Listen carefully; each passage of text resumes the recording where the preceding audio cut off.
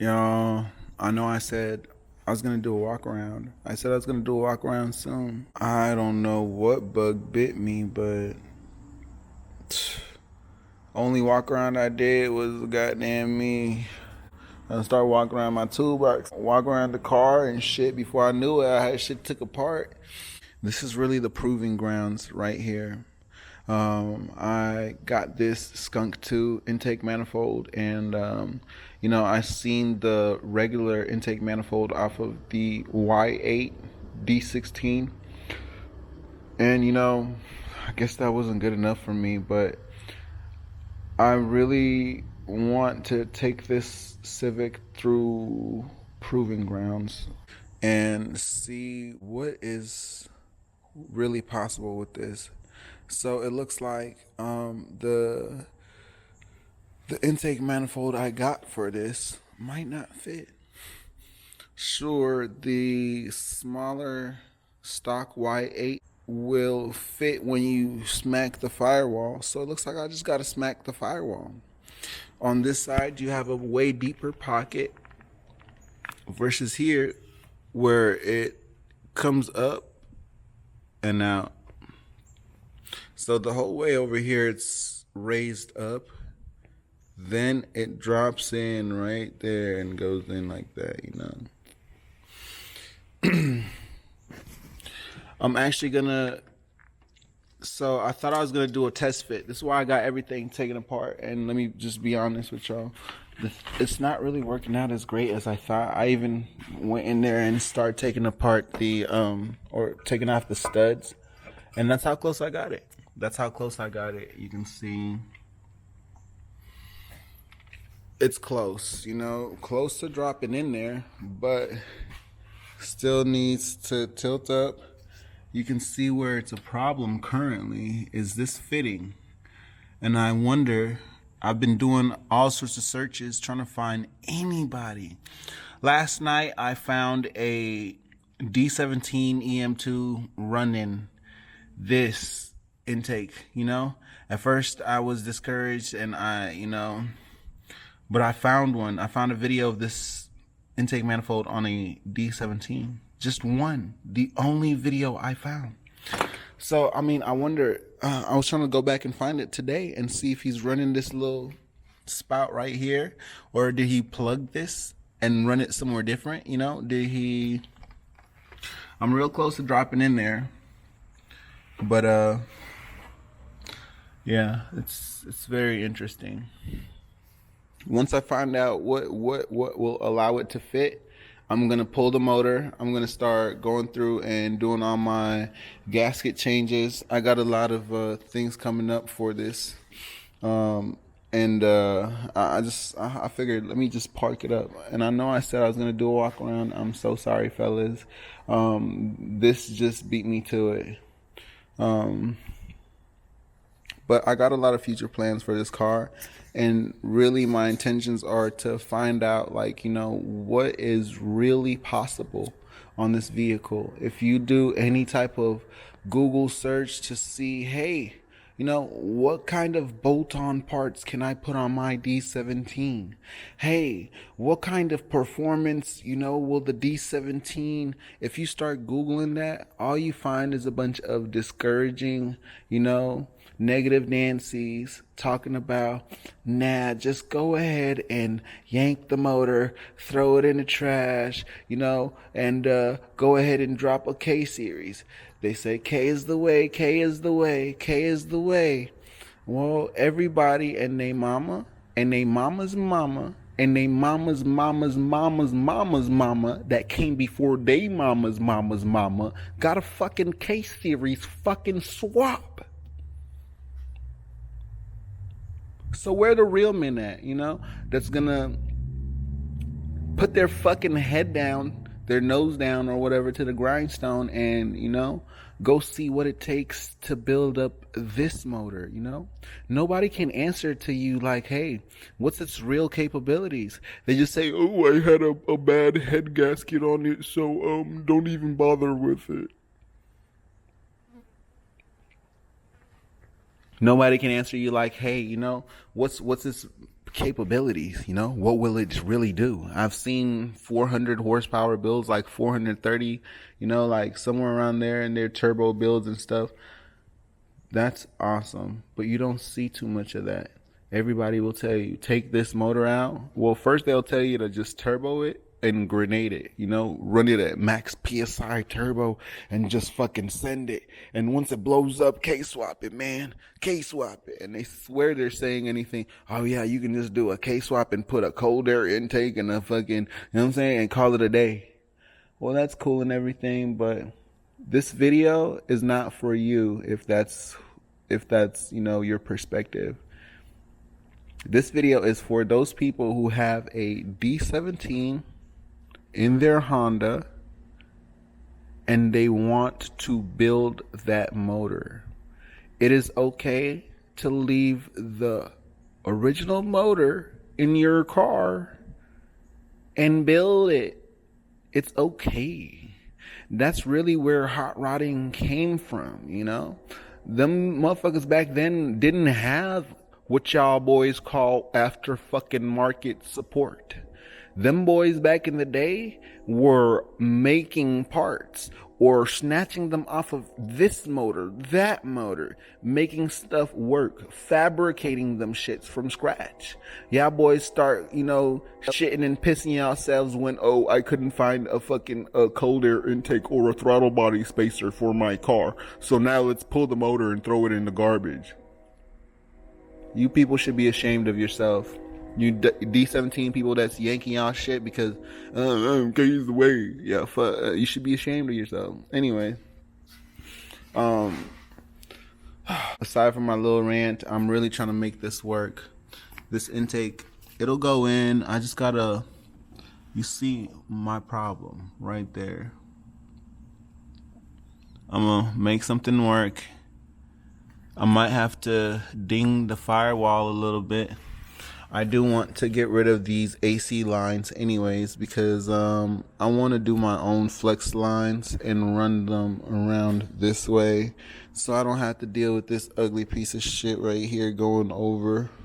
I'll just run it straight out the firewall to the front, straight like that, or straight into my compressor, and run it low too so I can still run a turbo. But yeah, fellas, this is why my video is late today. You know, I'm really trying to make something work. I had started recording yesterday and I recorded a good section of some shit, and by the time I got into part 2 of the video, you know, I got so far into the video and realized that apparently I had not pushed record. So I just yapped my ass off on the fucking, you know, not recording myself on the camera. And by the time I, you know, realized I wasn't recording, I said, fuck this fucking video. This video can fucking suck my dick from the back and suck and swallow me and gargle me and shit.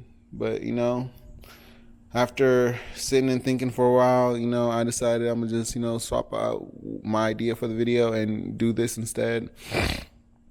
And I just want to explain to you what my vision, my plan for this motor is. I mean, as of right now, I'm doing a lot of, like, you know, proving groundwork that really ain't been done before. And starting with this intake manifold, I've only seen one. And if you guys have seen anybody put a Skunk 2 on a D17 while inside of a Honda, I'm not talking about like, yeah, I put my D17 inside of a blah, blah, blah, blah, blah, blah. I'm talking about this 7th gen Civic, either the 2-door or the 4-door. If you have seen a Skunk 2 on a D17 inside one of these two 7th gen Civics, comment a link. Let me know where it's at. Let me know who I can talk to, you know, get some of this information. But as of right now, I'm fucking digging my firewall. Give me a little bit. As soon as I can find the right fit for where that sits at, I'm going to pull my motor and start, you know, doing all this little rebuild. I got a few more parts coming in for it and stuff. So, you know, it's going to be a little bit in the making, but, you know, trust and believe, we're going to see what exactly this engine can do and where, you know, and where we can go with it. Because to to all y'all pussy ass boys that, you know, threw in the towel because, you know, I couldn't get no aftermarket support or da da da da. Well, you know, that's good for you. But when there is somebody that is freshly interested in a D17, we should not be scaring them off, telling them like, hey, this is not a buildable motor. Because, you know, enough of that story. Like, okay, you either know something or you don't. And if you don't know something, don't start to spout out your fucking pie hole. Just say, hey, I don't know. Hey, I don't know its capabilities. Nobody has tried. Like, nobody has really tried. If you don't know the capabilities, just say you don't know. Don't start to, you know, spout out some bullshit about how you fucking blew your head gasket and it's the worst motor in the history of, well, you don't know that because you fucking never tried. You blew your head gasket before you. That means your maintenance was behind, bud. Because this is 250,000 miles in and it's still on the fucking same head gasket. So what y'all boys be talking about? Like, and you gonna cry when you blow your first head gasket at 350,000 miles, and you're like, oh, well, that's a shitty car because my original OEM head gasket blew at 350,000 miles and it left me stranded somewhere. Shut up, you know? I can understand if you were changing out head gaskets every fucking month, you know, and you were, going through a shitty time with that. Okay, well, you need to figure out what is making you blow your head gaskets. I hate to tell you this because I have never had a problem, and my car has actually overheated a couple times just because of like regular random stupid shit. For example, I had to learn the hard way that you have to lift this car up, tilt it up to fill up the radiator, and that's just because the heater core is higher than the radiator. You know, when you're on the ground, that heater core is higher, this is lower, so it naturally builds up air bubbles in the lines.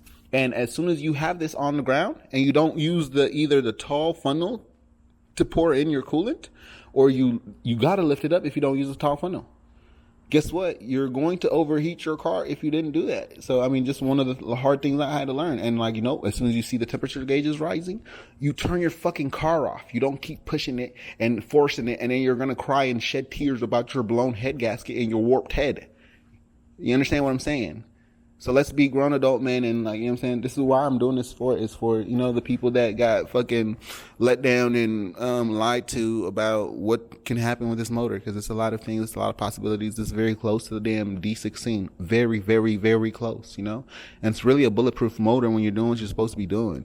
If you had your car had 6 previous owners, and you know, 3 of them were shorties that just jumped in their car, cranked it up, didn't even let it warm up, and drove it down the street, fucking, you know, doing however much miles per hour, swerving and hitting curbs and shit. Okay, you're gonna have a bad experience with your car because it's been beat. Get over yourself. Motherfuckers be wanting to try to get inside the perfect project car that never ever broke down. I'm like, shut up. That's not real. It's not. It doesn't exist. Anyways, fellas, I've yapped my ass off. Yeah, this is where I'm at. I'm trying to fit this. Trying to fucking fit it. I'm close, but this is what my video is about today. Another boring fucking video. Guys, I'm sorry about not being able to do walk around, but you know, things happen, and well, nothing really happened. I just fucking felt like a crackhead and start taking shit apart, and you know, this is where we're at right now, you know. So maybe another time. I can still do a walk around with it on jack stands, but you know, you wouldn't. Would you get the full picture? You probably would. And I can do a walk around of cool little parts as I take them off and throw them on. Like, here goes one. This is called a sandwich plate for your filter, and it's just an adapter. It's by Glow Shift. And you adapt it to your filter, and it will allow your filter to take sensors like an oil pressure and an oil temperature sensor, and you can put in up to 4 sensors. So it's awesome for when you want to run gauges. See, the Glow Shift sandwich plate goes with the Glow Shift gauges, and this gauge cluster that holds it all in place. So I don't know. I got some interesting stuff that I threw into this build. Not all of them are just like performance. I mean, I wouldn't consider that performance. I'd consider that like some information, really. Um, a lot of stuff that I did in here is not really performance yet, and I just started to really get into the performance side of it. And you guys about to just, I mean, really learn and grow with me. Okay, so one thing that I noticed about this is that this idle air is right back here where the fucking firewall goes. I had to take that off. This plate right here, it bolts up right back there and it starts hitting everything. I also had to take out the throttle body. That's actually an Alpha. I think it's a 70 millimeter throttle body by Skunk 2, and I hope that that thing's gonna be better for me. I hope that I can find somewhere to relocate this this sensor to. If not, I'm going to run my OEM. I'm going to run my OEM.